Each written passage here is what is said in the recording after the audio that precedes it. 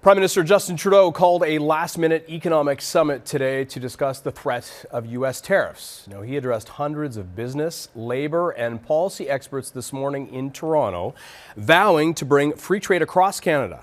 But it was his comments behind closed doors that are garnering the most attention. Excellent. I suggest that not only does the Trump administration know how critical that may be very part of why they keep talking about absorbing us and making us they are very aware of what we have, and they very much to benefit them. But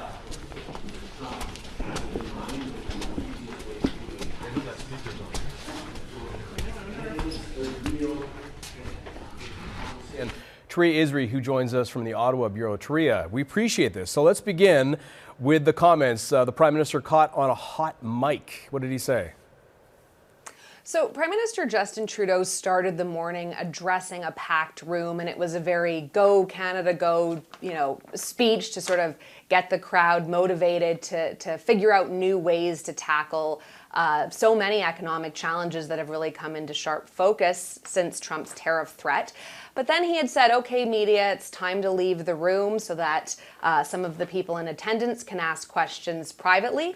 But his mic was not cut off. The audio was still rolling. And he said that after his conversation with Trump, so you might remember he had 2 phone calls with him this week, that he believes that Donald Trump's threats to Canadian sovereignty are real, that they are serious. And he had pointed to the fact that Trump is well aware of how Canada is a very rich country in terms of natural resources. And so let me just read back to you some of what Trudeau had said to the room. He said, "I suggest that not only does the Trump administration know how many critical minerals we have, but that may be even why they keep talking about absorbing us and making us the 51st state.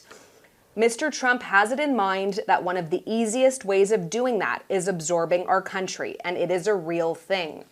So those remarks are a lot more candid than what we've heard from the Prime Minister. When Trump first made the comments about Canada becoming the 51st state, they were largely dismissed as a joke.